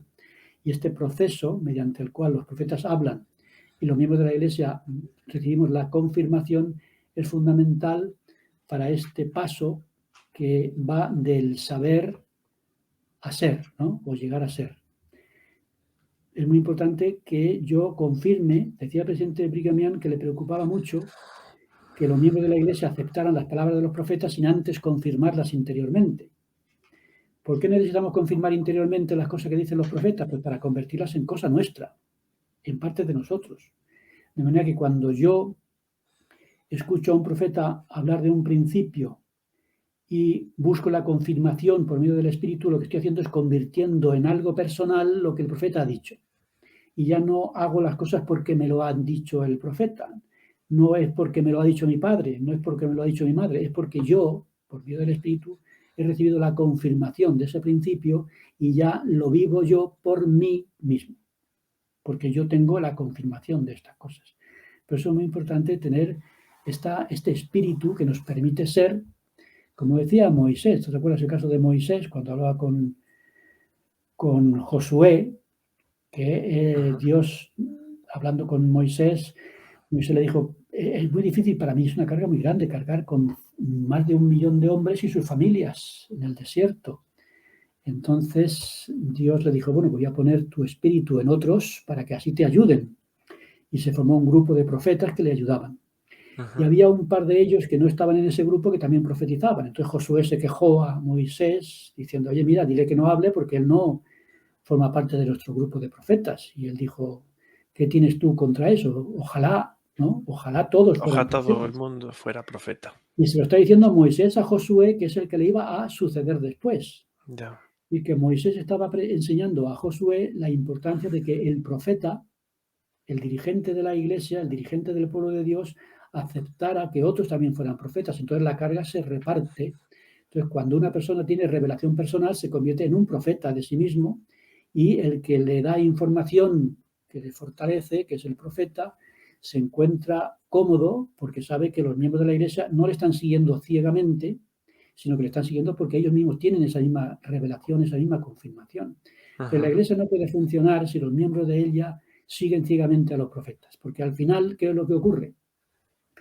Que hacemos las cosas porque nos lo han pedido, y si hay algún problema le echamos la culpa al profeta en lugar Es de verdad. aceptar nuestra propia responsabilidad. Muy interesante. Claro, con todo esto, esto es un poco lo de, claro, tenemos, yo qué sé, muchos, bueno, pues en la iglesia tenemos discursos, tenemos conferencias y después tenemos acceso a materiales. Y en realidad yo creo que queda en la responsabilidad de cada uno cómo recibimos las cosas que, o cómo aceptamos o no las cosas que recibimos. A veces me da la sensación de que a veces si nos enfrentamos, nos exponen a algún tipo de, yo qué sé, de relato, em, al final podemos decir, bueno, esto lo dijo, yo qué sé, Brigham Young, o lo dijo José Smith. Bueno, pero tendremos que también ser capaces de utilizar nuestro juicio, el conocimiento que tenemos de los principios del Evangelio, etcétera, etcétera, etcétera, e incluso el espíritu para poder, digamos, tomárnoslo como algo que es verdad o simplemente la opinión de José Smith o de Brigham Young en estos casos, ¿no? Pues es decir, es muy importante que yo tenga la confirmación personal de que lo que ha dicho el profeta forma parte también de mi fe, porque es muy importante que nosotros seamos en ese sentido autosuficientes. Es lo que nos dicen de no andar con luz prestada. Yo tengo que Ujú. andar con mi propia luz. Entonces el profeta dice cosas que yo escucho, y si tengo dudas tengo que buscar la confirmación de lo que él ha dicho para que, como decía Brigamián, no estemos aceptando de una manera completamente, digamos, sin una confirmación personal, cosas que estamos escuchando. Entonces hay personas que Claro, dicen, oye, ¿por qué haces esto? Bueno, yo lo hago porque lo ha dicho el profeta, ¿no? ya, ¿Y esto por qué no lo haces? Pues porque esto no lo hago porque yo no he escuchado a nadie decirlo, ¿no? Recordamos la sección de Doctrina y Convenios, donde dice, no es bueno que yo mande en todas las cosas, sino que cada cual tiene que hacer muchas cosas de su propia voluntad y descubrir el poder que está en ellos. Yo tengo el poder para conocer, para saber, para confirmar. Los profetas están para dirigir a toda la iglesia con revelación general, y yo tengo la obligación de confirmar individual y personalmente las palabras de los profetas para convertirlas en parte de mí. Y cuando yo las viva, no eche la culpa a nadie si hay algún problema, ujú. Y sino que tenemos que ser al final nuestros propios agentes, ¿no? ¿no? Entonces yo tengo que ser mi propio profeta, y por supuesto los profetas son los que me inspiran y me dan el conocimiento de cosas que yo no las... Si yo no hubiera sido por los profetas de la iglesia, yo no conocería nada de lo que sé, ¿no? Claro, Sin José Smith habríamos perdido muchísimos principios que se han revelado por medio de él, pero una vez que el principio está revelado, ¿qué hay que hacer? Pues hay que convertirlo en parte de tu vida, ¿no? Tú citabas la última vez que hablábamos a Jeremías, ¿no? Que Jeremías dice que ya no iba a predicar más porque estaba cansado de que lo atacaran, de que es su verdad. reacción del mundo fuera negativa, porque es lo que nos pasa muchas veces a nosotros. Cuando yo quiero vivir el Evangelio restaurado, encuentro muchos problemas en la vida. Entonces podemos llegar a un momento y decir, mira, yo ya no voy a, estas cosas ya no las voy a vivir más, o ya no las voy a compartir más, o ya no las voy a tener en cuenta porque esto me está causando, esta iglesia me está causando muchos problemas, ¿no? Como el caso del matrimonio plural, que causó muchos problemas a las personas, ¿no? Entonces, ¿qué es lo que hago? Bueno, pues entonces el Espíritu Santo me confirma la veracidad de esta cosa, y ya no las hago porque me las han dicho. Como decía, ¿qué decía Jeremías? Las tengo en el corazón, metidas en un fuego en el corazón metido en mis huesos que me impedían dejar de hablar. Pues Ujú. igual, es cierto que los profetas han dicho ciertas cosas difíciles, pero es que esto forma parte ya de mí, es un fuego en mi corazón, metido en mis huesos, ya es carne de mi carne, ¿no? Es hueso de mis huesos. Y esto lo vivo porque yo lo he confirmado en mi propia vida. Y como lo he confirmado, no hace falta que lo diga ningún profeta para que yo lo viva, porque forma parte ya de mí. Entonces son principios que nosotros tenemos que confirmar por medio del Espíritu. Por medio del Espíritu llega la revelación general a la Iglesia, por medio de los profetas, y luego por medio de ese mismo Espíritu se confirma individualmente y se convierte en parte de mi vida. Y ya la vivo y entrego mi vida por completo a ello porque está confirmado en mi interior. No lo hago porque me lo han dicho, lo hago porque el Espíritu me lo ha confirmado. Y esa es la gran lucha personal. Qué maravilla. Qué maravilla escucharte, Faustino. Estaba pensando que esto también requiere, no sé si decir, la madurez de nosotros como personas, incluso de aceptar que, pues por ejemplo, lo que estábamos hablando, de que pues la opinión que Brigañón en este caso tendría sobre este tema de Adán, que Brigañón era un humano que podía confundirse y no pasa nada, ¿no? Entonces, si somos algún tipo, no sé, como fanático, no sé, de las personas, al final ese es el problema que tenemos, que no vamos a aceptar que, pues tal vez que son personas imperfectas todavía y no son, no sé, iba a decir, no son dioses, todavía no han alcanzado el conocimiento perfecto, no han alcanzado estas cosas, estas personas que, por ejemplo, en este caso, tienen el derecho también a tener opiniones y a poder equivocarse, ¿no? Como por ejemplo José Smith dice que cuando era joven, que había sido, pues eso, que había cosas de las cuales tenía que arrepentirse, e incluso aún habiendo sido llamado como profeta, tuvo que arrepentirse bastante con todo el tema, por ejemplo, de las 116 páginas y demás, ¿no? Muy bien, Faustino. Tengo dos preguntas que nos han hecho por aquí. Una tiene un poco que ver con esto que estábamos hablando y tal vez ya casi está respondida. Y bueno, aquí tenemos un amigo del canal, llamémoslo así, que es Ambientales, que habla de la dictadura de la revelación. Y tiene que ver con el tema de que, claro, si estamos en una situación de, bueno, pues yo he orado, como yo he orado, parece que eso se convierte en una especie de falacia de autoridad que me permite a mí a imponer mi opinión sobre la de otro, ¿no? Y creo que eso es a veces algo que percibo que en la iglesia es algo que muchos miembros tenemos que cambiar. Recuerdo el caso de una chica bueno, se bautizó en nuestra iglesia, pero ella comentaba de qué ocurría en su anterior congregación religiosa, en otra religión. Y era el hecho de que a lo mejor aparecía un miembro y le decía, yo he tenido un sueño y, por ejemplo, esto decía que pasaba mucho, de que la persona con la que te vas a casar no es la persona que Dios tiene preparada para ti. No, tú imagínate, yo llego ahora y llego un día tranquilamente a mi congregación, a la iglesia, y viene alguien y me dice, oye, que esta noche he soñado que este no es la persona con la que tú vas a tener que casarte. Tú tienes que casarte con una persona no sé qué y no sé qué y no sé cuánto, ¿no? Y entonces que eso había supuesto muchos conflictos en su congregación porque, digamos, como esta persona lo ha soñado, ha recibido una revelación de la cual yo me beneficio. ¿Tú qué problemas ves ahí? Bueno, hay una anécdota de Elder Oaks. Elder Oaks comentaba sobre este asunto que un muchacho que estaba enamorado de una miembro de la iglesia, una otra muchacha, fue al templo. Y cuando salió del templo, fue a ver a la chica y le dijo, he ido al templo y he recibido una revelación que decía que tú te tienes que casar conmigo. Y decía el Elder Oaks, me parece muy bien, pero ahora tiene que esperarse a que ella reciba la misma revelación, que confirme lo que él ha dicho. Yo conocí a una chica que tuvo una experiencia literal, que alguien le dijo que había sentido que tenía que casarse con ella. Y ella, pues lo siento mucho. Por eso es lo que estamos hablando de la coherencia. Es decir, incluso si yo recibo una revelación que es incoherente con las enseñanzas de la Iglesia, pues obviamente esa revelación no es verdadera. Por eso tenemos que contrastar la coherencia de lo que yo reciba, de lo que en la Iglesia se enseña. Y luego si incluye a varias personas, pues en el caso este del matrimonio, no solamente él va a decidir con Por quién se otra tiene que casar persona. ella. Tendrá que ser Claro, ella la que después, pues dice, ella tendría que decir, pues ahora te esperas que voy a ir yo al templo a ver si el Señor me dice lo mismo.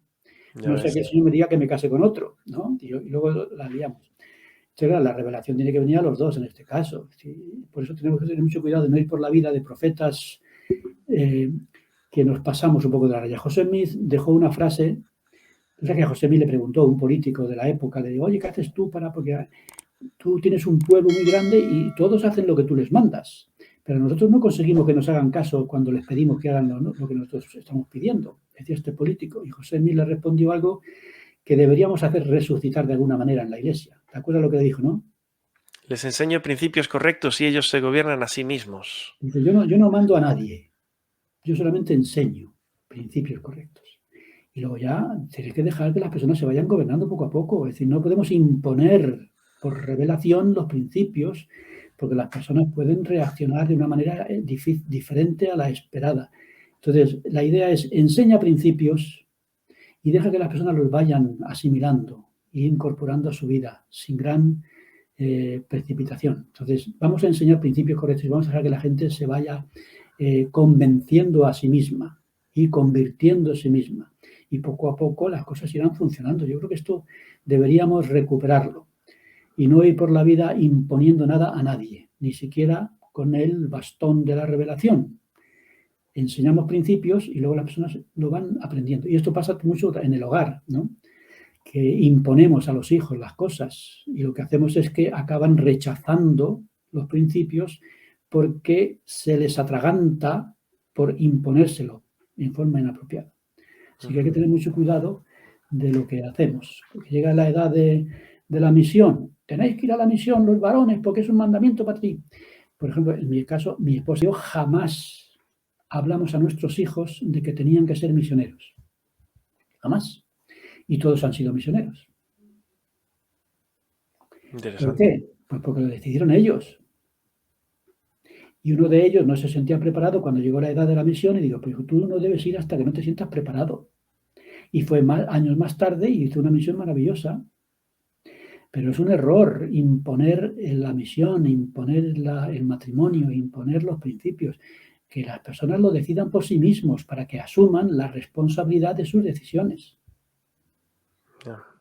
Dice aquí un comentario de Conito de Lado, dice, la revelación no invalida el sentido común y no puedo estar más de acuerdo con esta frase. Recuerdo, de hecho, de una frase que escuché, bueno, en una situación que se dio un poco rara con mi hermano cuando él iba a salir a la misión y que tuvo que recibir al final una reasignación de misión y todo esto. Y la respuesta que recibimos de los líderes encargados de este departamento era: con la mitad de la información podemos recibir la mitad de la revelación.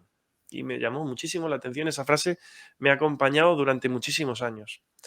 Al final, yo creo que también en todo este proceso, ¿no?, de recibir revelación, que a veces pensamos erróneamente que se trata únicamente de orar y lo que estamos hablando, ¿no? Em, yo pienso, yo qué sé, corrígeme si me equivoco también, pero yo pienso que nuestro cerebro, que es una máquina asombrosa, como no existe y funciona como no existe ningún otro ser en este planeta y todo eso, es algo que al final es una creación de Dios y nos la ha dado precisamente para que la usemos. Entonces, de alguna manera, yo considero también nuestra mente y nuestra capacidad de razonar como un talento divino también y que Dios no solo nos lo ha dado, qué bonito, para que lo uséis, sino que nos pide que lo usemos. Y creo que en el proceso de recibir revelación eh, tenemos que, tenemos que trabajarlo también, tenemos que utilizarlo, reflexionar mucho y, pues eso, buscar un poco pues la coherencia, como decía aquí, o el sentido común y también el si, digamos, las cosas encajan, ¿no? En Doctrina y Convenios se llama espíritu de revelación a la información que nos llega como ideas a la mente y sentimientos al corazón. Y tenemos que encontrar esa unión entre lo que pensamos y lo que sentimos, ¿no? Entonces el Espíritu es el que va confirmando estas cosas. Entonces el Espíritu de revelación requiere, como tú bien dices, el uso de la mente y el uso del corazón, el uso de la inteligencia y el uso de las emociones. Y todo eso unido con el Espíritu Santo se convierte en una fuente, digamos, indudable de lo que Dios nos quiere comunicar. Pero sí es cierto que necesitamos, de una manera madura, tener una mente desarrollada, unos sentimientos organizados claramente, mediante el conocimiento, la información y demás. Y cuando se une lo intelectual y lo emocional y lo espiritual y lo físico, todo se une adecuadamente, entonces es cuando recibimos una información completa. Si no, la información, digamos, incompleta se puede convertir al final en un error que nos lleva a salir de los caminos apropiados. Mira, nos hacen aquí dos preguntas. Lo primero que, evidentemente, me imagino la respuesta. Si cuando eras más joven tenías esto tan claro, yo entiendo que esto es algo que se va fraguando, y también que, bueno, básicamente nos dice como con los nuevos conversos que piensan que la iglesia es perfecta y de pronto pueden sentirse defraudados, ¿cómo podemos ayudar a los nuevos conversos a no sufrir ese desencanto? Con respecto a mi experiencia, hay una cosa que suelo compartir. Cuando yo era católico, yo tenía dudas. Y esas dudas me hacían sufrir, ¿no? Porque no tenía muy claras ciertas cosas. Pero una cosa que nunca hice fue usar las dudas como excusa para desobedecer los mandamientos de Dios. De manera que los 20 años que yo fui católico, en medio de mis dudas sobre el infierno y todas estas cosas que a mí me atormentaban, yo seguía cumpliendo, como se decía en aquella época en la Iglesia Católica, todos los mandamientos de Dios y de la Santa Madre Iglesia. Entonces yo creo que este es un punto muy importante. Dudas siempre podemos tener. Preguntas sin respuesta también puede haber. Pero eso nunca debe ser una excusa para romper los mandamientos, para quebrantar los mandamientos. Hay que cumplir los mandamientos siempre. Podemos tener dudas, pero no vivir indignamente. Precisamente cuantas más dudas tengamos o cuantas más preguntas tengamos, más necesidad tenemos del Espíritu. Y el Espíritu no habita en templos impuros. Por tanto, cuantas más preguntas tengamos sin responder, más firmemente tenemos que cumplir los mandamientos, más dignos tenemos que ser del Espíritu, para que finalmente el Espíritu nos resuelva las dudas que tengamos. Así que eso es lo que yo aprendí en mi juventud. Hay que cumplir los mandamientos de Dios. Y no hace falta mucha revelación para cumplir los mandamientos. Lo que hace falta es tener el deseo de vivir dignamente. Entonces yo tenía dos fuentes de información. La fuente doctrinal de la Iglesia Católica, que me creaba dudas, y luego la fuente espiritual con respecto a los mandamientos. Y yo siempre he tenido claro que tenía que cumplir los mandamientos. Yo iba al colegio de los salesianos Santo Domingo Sabio, que era un jovencito, Doménico Sabio, un jovencito que murió muy joven. Él tenía un lema: antes morir que pecar. Y ese era mi lema.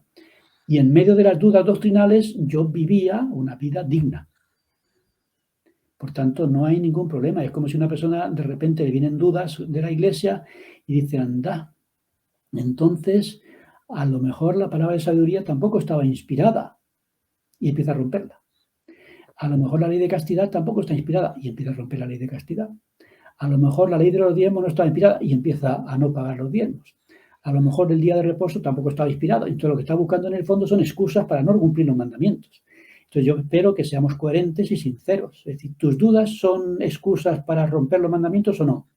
Esa es una respuesta que tenemos que encontrar todos. Yo tengo que responder a esa pregunta. ¿Tus dudas qué significan? ¿Estás empezando a pensar en lo que no debes pensar o estás pensando hacer lo que no debes hacer? ¿Estás pensando marcharte donde no debes marcharte? Porque eso es una cosa tremenda.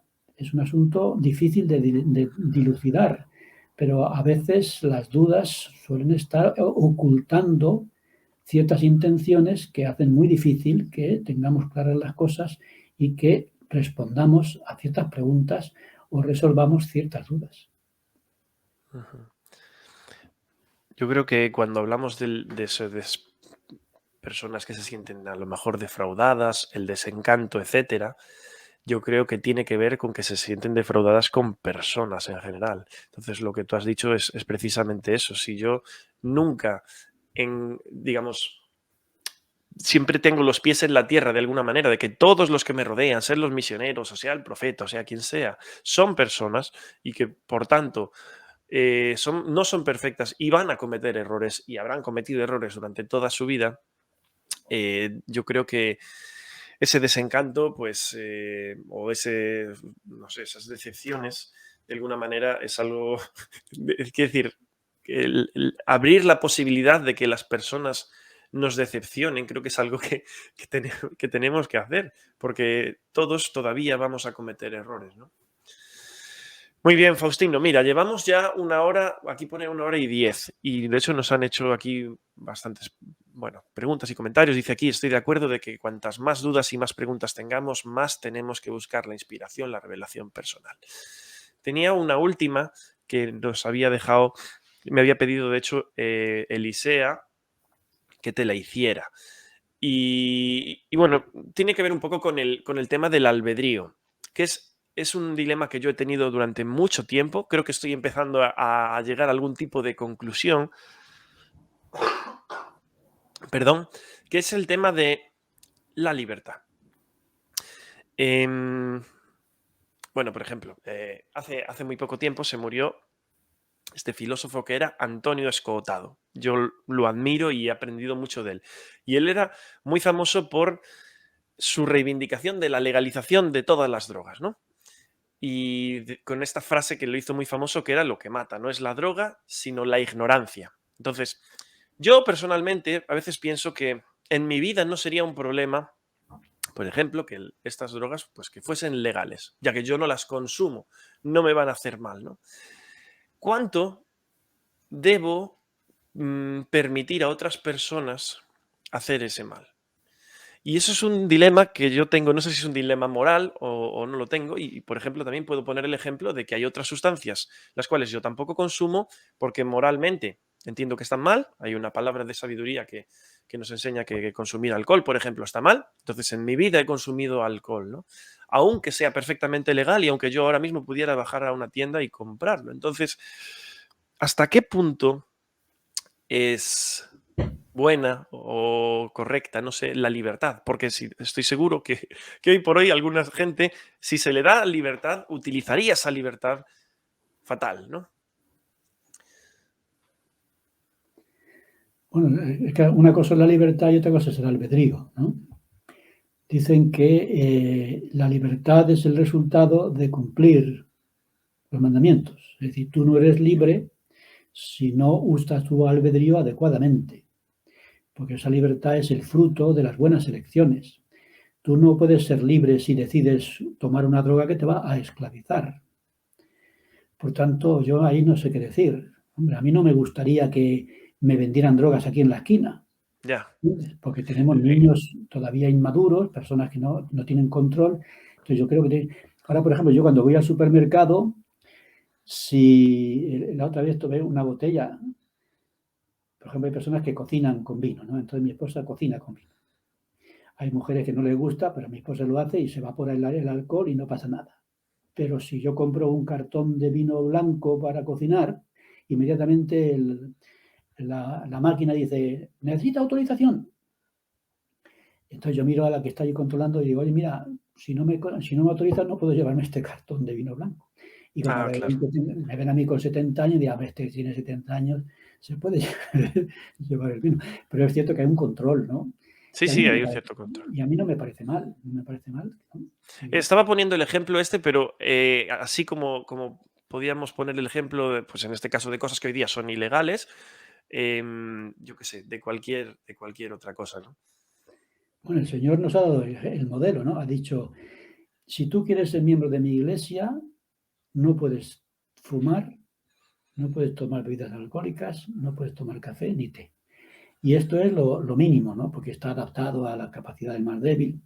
Y se dio como un consejo al principio y luego con el tiempo pues, se convirtió en mandamiento. Entonces, todo el proceso de la palabra de sabiduría pues, puede dar una respuesta a lo que estamos comentando.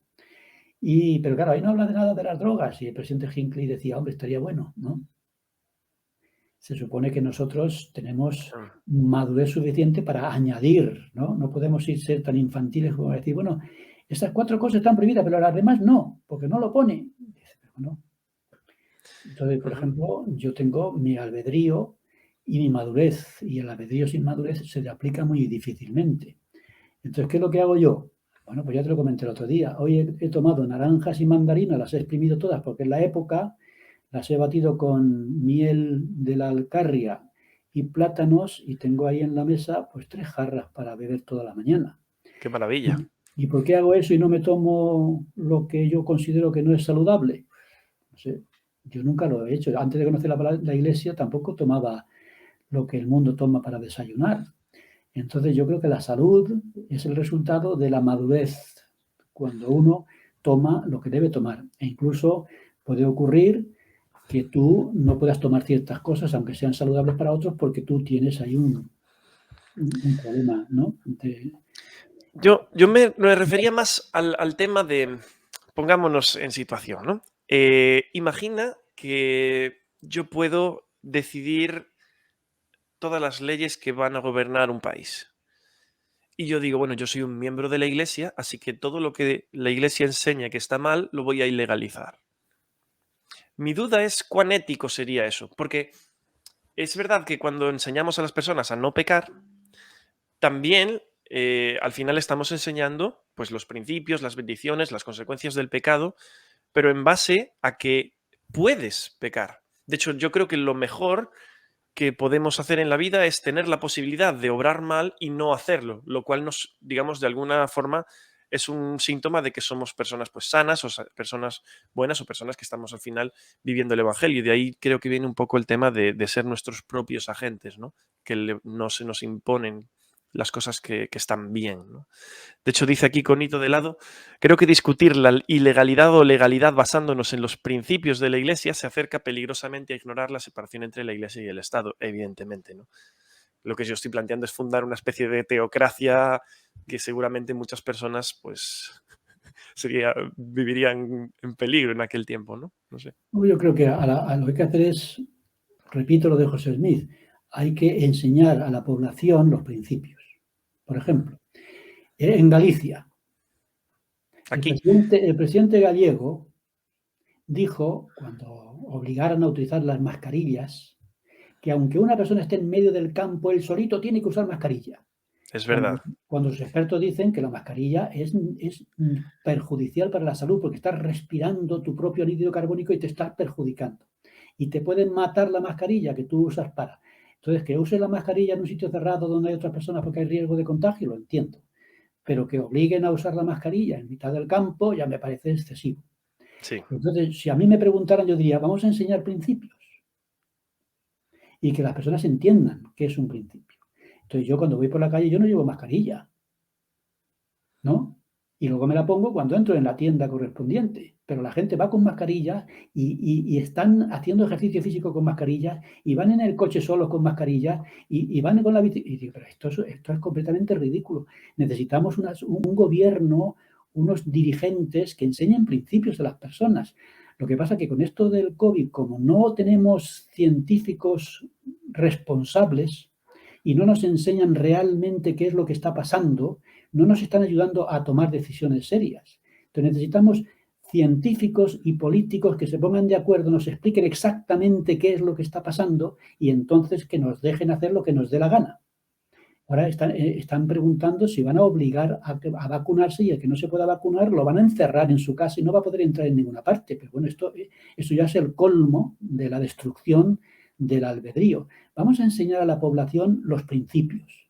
Y una vez que la población conozca los principios y madure con los principios, vamos a dejarles en libertad para que ellos decidan. Y luego, si alguno decide mal y eso le lleva a delinquir, pues obviamente ya está yendo en contra de la ley. Pero, Y hombre, que asuma sus responsabilidades, ¿verdad? claro, cada cual tiene que asumir su propia responsabilidad siempre que no perjudique a los demás. Entonces, ¿las leyes para qué son? Pues para que el albedrío de uno no perjudique al albedrío de los demás. Mientras que el uso de mi albedrío no perjudique a nadie, deberían dejarme utilizarlo. Pero yo reconozco que no es nada fácil. No es No, nada fácil. Pero enseñar principios correctos. ¿Es que los gobiernos están enseñando principios correctos? No. para nada. Lo de José Smith es la clave, pero el problema está en que nos engañan. Nos están engañando continuamente. Y como nos engañan continuamente y no sabemos las intenciones, entonces la situación es muy complicada. Pero yo necesito que me expliquen las cosas. Y una vez que me las hayan explicado, entonces que me dejen la libertad para yo escoger, siempre y cuando mi elección no esté perjudicando a nadie de los que están a mi alrededor. Entonces, si de verdad hay un virus y hay una posibilidad de contagio mortal y la mascarilla protege, si eso fuera verdad, entonces sería obligatorio usarlo porque si no te corres el riesgo de que te mate aquel echándote su aliento. Pero si todo eso es mentira, entonces aquí nos encontramos con un problema no de albedrío, sino de mentiras, de falta de información madura y que hace que las personas no sepan a qué atenerse y entonces no tienen albedrío porque es que no tienen información. La información es anterior al albedrío. Y si no hay información, no hay revelación. Si no hay revelación, no hay conocimiento. Y si no hay conocimiento, no sabemos cómo actuar en esa vida. Entonces, el problema no es si el tabaco se permite o no se permite. El problema es cuando los gobiernos están sacando dinero con impuestos sobre el tabaco. En un tabaco que pone en el paquete, pone esto mata. Y el gobierno lo aprovecha para sacar impuestos. Es como Y si nadie puede consumirlos no hay nadie que lo consuma que no sepa que eso mata. O por lo menos que le han informado de eso, ¿no? mañana legalizan la cocaína y el gobierno dice, y el 50% impuestos. Seguro.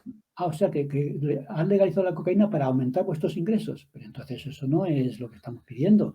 Si se legaliza algo, que esté limpia la legalización de intereses creados. Porque ese es el gran problema, que si se legaliza va a ser a costa de satisfacer intereses espurios que están destruyendo a la población sin ninguna garantía. Y eso es lo que pasa, por ejemplo, con el tabaco y lo que pasa con el alcohol. Y a mí me gustaría saber cuál es el porcentaje de impuesto que se lleva el gobierno correspondiente con el tabaco que están vendiendo en el estanco. Y además hay otro tema que a mí me encanta hablar de política y, y los que me conocen lo saben y algunos les tengo martirizados, pero es interesante que en la fiscalización, por ejemplo, del impuesto que va al tabaco, no hay una correlación entre todos estos impuestos que recaudamos solamente con el tabaco van directamente a la sanidad, porque van a las arcas públicas y después las arcas públicas se reparten en los presupuestos generales del Estado según conviene. Entonces, al final, con el impuesto del tabaco, tú no estás pagando los hospitales y todo esto, estás pagando el sueldo del político, estás pagando una serie de cosas que no tienen tanto sentido. Por eso pienso que lo del albedrío es muy complicado. Esta pregunta que me están haciendo son interesantes y serían interesantes y respondibles en una sociedad normal, pero una sociedad corrompida como en la que estamos, es muy difícil responder a esas preguntas, porque es que no sabemos los intereses ocultos que hay detrás de cualquier autorización y cualquier... hoy en día la enseñanza. Libertad de enseñanza en las escuelas, libertad de enseñanza a cambio de que se están manipulando continuamente a los niños en la escuela. Libertad de prensa, pero existe la libertad de prensa, pero si los periódicos son la voz de su amo, ya sabemos quién es el amo. ¿Dónde está la libertad de prensa? Oye, ¿qué piensas tú de la libertad de prensa? Me parece muy bien, pero que empiece en el Pero que periódico la haya, mismo. que la empieza a ver, ¿no? Si no hay ningún periódico libre, ¿cómo vas a hablar de libertad de prensa? Tenemos que dejar que los periódicos digan lo que quieran, pero si los periódicos están diciendo lo que les manda el dueño, Ya, entonces no hay libertad. Entonces, libertad de prensa, sí. ¿Pero es posible libertad de prensa? No sé, pregúntaselo al periodista que está trabajando en ese periódico si le dejan decir exactamente las cosas que piensa. Entonces, la libertad de prensa es un problema que no es un problema de la población, es un problema del periódico, del director del periódico y del propietario del periódico. Y si tú fueras periodista, podrías decirme, si es que no me dejan informar más que lo que ellos me digan. Ya, y para que te llegue a decir eso, ya tiene que haber sido, pues, ya ni eso te lo van a poder decir, ¿no? Bueno, pero la libertad Es de un- prensa hay que preguntarle al periodista. ¿Tú tienes libertad para informar adecuadamente de lo que ves? No, porque pasa un control en el periódico. Entonces no hay libertad de prensa, pero la falta de libertad de prensa es un problema del periódico mismo. Sí, sí. Y si van a legalizar la droga, la pregunta es quién la va a legalizar y para qué y por qué. Ya, A mí me gustaría saber si mañana van a legalizar la droga. Todas las drogas se pueden vender en las fruterías. Y lo mismo compras un kilo de manzanas que una dosis de droga. Ah, bueno, ¿y eso quién lo ha autorizado y con qué propósito? ¿Y quién se lleva los beneficios? ¿Y dónde está? Entonces ya ya. podríamos responder. Mientras tanto, es imposible, tal y como está la sociedad, es imposible responder a ciertas preguntas porque no sabes la intención que está detrás de esas preguntas y de esas propuestas. Ya.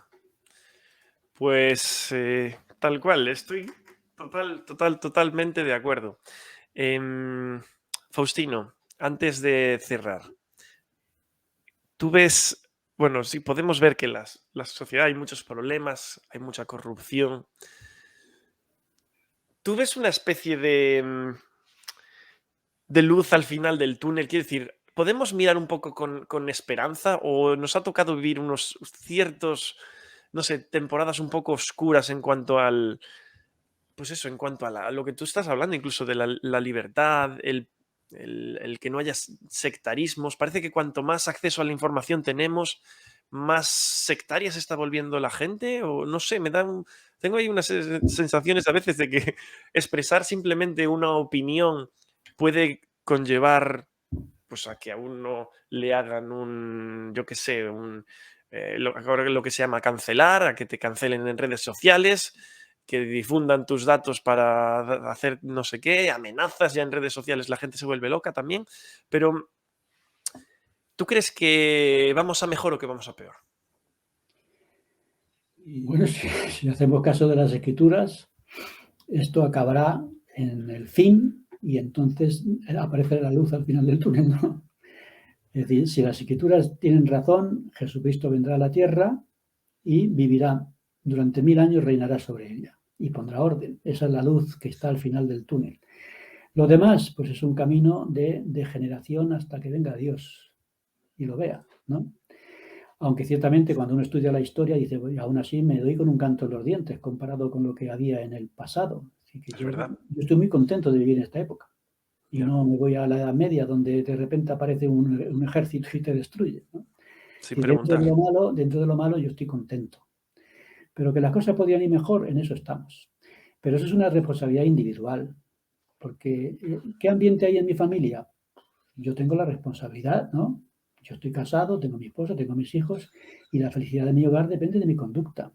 Por eso, en lugar de echar la culpa ni al gobierno, ni a los partidos políticos, ni a la prensa que estamos comentando, yo me echo la culpa a mí mismo y de mí depende, ¿no? Estamos creando Sion y Sion es los puros de corazón y si tú eres puro de corazón, en tu ambiente puedes crear Sion. Entonces, mi esperanza está en la persona, en el individuo, que es lo que estamos comentando. Es cierto que hay profetas que nos dirigen a todos, es cierto que hay dirigentes que nos dominan a todos, es cierto que hay gobiernos, que hay políticos, pero a la hora de la verdad, la clave está en el individuo, en la persona, ¿no? Ujú. En la conducta personal. Y ahí yo acepto esa responsabilidad. Es decir, yo asumo la responsabilidad del ambiente de mi casa. Yo me estoy esforzando por ser una persona, un buen esposo, un buen padre, un buen vecino, un buen ciudadano. Y si yo cumplo con todo, pues hago mi parte. Y como siempre digo a mis hijos, yo me esfuerzo en haceros felices. Yo espero que nunca, por mi culpa, seáis infelices. Y me he esforzado toda mi vida en ser una buena persona. Y de esa manera, pues contribuir a la paz familiar, que es el principio fundamental, ¿no? Por eso yo termino con esta frase que me dijo mi madre. Cuando yo era un adolescente, me dijo una vez: hijo, tú nunca me has creado problemas. Y esa es la frase que yo siempre recordaré. Mi madre se murió y se fue, pero mi madre se fue diciendo, nunca me has creado problemas. Y eso así, esa es la ilusión de mi vida. Y espero que mi esposa pueda decir lo mismo, que mis hijos puedan decir lo mismo, que los miembros de la iglesia puedan decir lo mismo, que yo he sido presidente de misión, espero que los misioneros me puedan decir eso, que he sido 70 de área, espero que los miembros de Europa puedan decir cuando yo viajaba. Te cuento una anécdota que Por favor, por favor. no debiera contarla, pero te la voy a contar. Pues cuéntala. Me mandaron, el presidente Packer me mandó, Elder López, le mando a la estaca, no voy a decir qué estaca era, Aún pero está acá. era de Gran Bretaña, allí como hay tantas. Bueno, pues perfecto. Vaya a presidir sobre la estaca. Muy bien, pues yo fui allí y yo acompañé al presidente de la estaca. Elder López, ¿qué quiere usted que hagamos? Yo he venido aquí a ayudarle a usted. Dígame usted lo que yo quiero haga y yo lo hago. Ah, entonces, ¿qué le parece si, digo, usted me diga, si usted es el presidente de la estaca, usted conoce la estaca mejor que yo y a mí me han llamado para que yo le ayude. Es cierto que yo voy a presidir durante el fin de semana, pero usted es el que sabe. Así que usted dígame qué quiere usted que haga y yo encantado de ayudar. Ah, pues mira, ¿qué le parece si hacemos esto y hacemos esto y hacemos esto? Pues usted me diga, yo encantado. Y yo le ayudé en todo lo que me iba pidiendo. Y cuando terminó la conferencia, llegué a mi casa el domingo, ya a las tantas de la noche, después de haber tomado 2 o 3 aviones, aquello era agotador. Y cuando llegué digo, me voy a ver en el ordenador, porque llevo un fin de semana sin mirarlo, a lo mejor hay alguna cosa por ahí. Y había un mensaje del presidente Rastaca, que dijo lo siguiente: Elder López, muchas gracias. Por fin creo en los 70. ¿Eh? Qué maravilla. Entonces me alegro mucho, porque igual que mi madre, el presidente Estaca me dijo, Elder López, gracias, usted nunca me ha creado problemas. Y si eso lo pudieran decir todos los que me conocen, pues yo quiere decir que he cumplido con mi misión, que he cumplido adecuadamente con mi albedrío, que consiste en ser digno de la confianza de los demás y esforzarme por hacer felices a los que me rodean. Y si lo he conseguido, lo he conseguido. Y cada cual que asuma su responsabilidad. Eso independientemente de que haya sido católico o haya sido miembro de la Iglesia de Jesucristo, porque no importa. Tú comentaste el último día lo que dijo Julián Marías, ¿no? Sí, yo recomiendo una cosa: entrad en internet y con un buscador poned Julián Marías, la verdad, y escuchad su conferencia. Julián Marías, la verdad. Y en esa conferencia él dijo que hay dos maneras de tener la verdad. Uno, él decía, una cosa son las creencias verdaderas y otras son las Verdaderas verdaderas creencias. creencias. Y yo creo más en las verdaderas creencias que en las creencias verdaderas. Bueno, pues cuando yo era católico tenía creencias que no eran verdaderas, pero eran verdaderas para mí. La pregunta no era si la Iglesia Católica era verdadera o no. La pregunta era si Faustino López era un buen católico o no era un buen católico. Y Faustino López, con perdón, era un buen católico. Y no me importa si la Iglesia era verdadera o no. Lo importante es que yo era verdadero. Y era, porque él decía, no se trata de ideas verdaderas, sino de una vida auténtica. De ser íntegro, ¿no? Claro, la integridad personal. Entonces, claro, ¿cuántas personas tienen un testimonio de creencias verdaderas, pero que no son verdaderas creencias para ellos? Entonces yo creo que deberíamos identificar esas cosas. Entonces, los profetas dicen cosas verdaderas. Muy bien, ¿y tú qué haces con ellas? ¿No? Hablando de lo de la infalibilidad, porque aquí el problema no es si el profeta tiene razón o no, el problema es si tú estás viviendo o no estás viviendo las cosas que te dicen los profetas. Entonces yo era un verdadero católico y aquello me sirvió a mí como cimiento. De manera que ahora que ya no solamente tengo verdaderas creencias, sino creencias verdaderas, ahora ya se funden las dos cosas. Así que mi primera etapa de la vida es ser capaz de tener verdaderas creencias, aunque las creencias no fueran verdaderas. Y ahora ya con ese cimiento puedo tener verdaderas creencias cuando las creencias son verdaderas también. Entonces, es esa coherencia entre lo que creo y lo que vivo, entre lo que sé y lo que hago, entre una vida completamente coherente con lo que tú crees y con lo que tú sientes, es lo fundamental. Por eso yo espero que todos nosotros cumplamos con lo que sabemos. Y si sabemos 5 cosas, las vivimos las 5. Y si sabemos 10, 10. Y cuanto más sabemos, más responsabilidad tenemos. Yo ahora me siento muy responsable porque soy miembro de la Iglesia de Jesucristo y he ocupado puestos de responsabilidad que me han enseñado muchas cosas y yo me siento más responsable que nunca. Pero es muy importante que cada cual sea responsable y coherente con las cosas que sabe.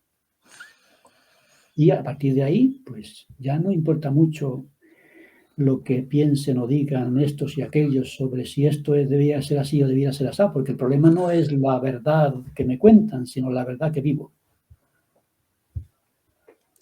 Qué bueno, Faustino. Pues yo ya me lo apunto, Julián Marías, la verdad, de hecho ya lo he buscado y lo voy a ver esta misma tarde. Faustino, muchísimas gracias por habernos dado esta hora y media que hemos estado. Todo el mundo, por favor, que seguro que ya lo estáis haciendo, pero aún así se recuerda, seguir a Faustino en Facebook, Faustino López, seguir a Faustino López también en YouTube, que va poniendo cada semana pues la escuela dominical, su pequeña reflexión, que son vídeos más o menos, si no me equivoco, creo que llegan como 10 minutos o 10 y algo minutos, ¿verdad? Bueno, el Sígueme tiene un promedio de 30 minutos. 30 minutos, vale. Y bueno, son eso, una maravilla. Y lo que hablábamos antes de los ensayos en Facebook, ahí yo creo que es donde más, yo creo que podrías hacer algo de los ensayos también en YouTube, porque creo que es donde más profundo te pones, Faustino. Y me encantan esos ensayos y creo que voy a intentar comprar ese libro cuando lo publiques, porque la verdad que es verdad que a veces en Facebook es complicado de ir viendo cada publicación, pero son muy, muy profundas esas reflexiones o ensayos o Es lo una que cosa sea. que me han pedido, convertir en vídeos los artículos. Pues hombre, Pero bueno, de momento lo convertiremos en libro y luego ya veremos. bueno, pues nada, pues estupendo, pues lo conviertes en audiolibro, por ejemplo. Adiós. Pones una musiquita mientras tanto y lo lees. Bueno, Faustino, eso, que muchísimas gracias otra vez por estar aquí. Yo creo que ha sido un tiempo que hemos aprendido todos muchísimo y que se ha pasado, como siempre, volando. Cada vez que hablo contigo acabo más tarde de lo que había planeado, siempre. Nada, espero que estés muy bien, pues eso, que todo vaya bien, que tengáis mucha salud en casa y un saludo para toda la familia. Igualmente, Samuel, un abrazo. Venga, te despido, ya te quito de aquí. Venga, hasta luego, Faustino, gracias. Y a todos los que habéis estado aquí, que habéis sido unos poquitos, muchísimas gracias. Nos vemos en otro vídeo, en otro directo. Hasta entonces, un saludo y nos vemos.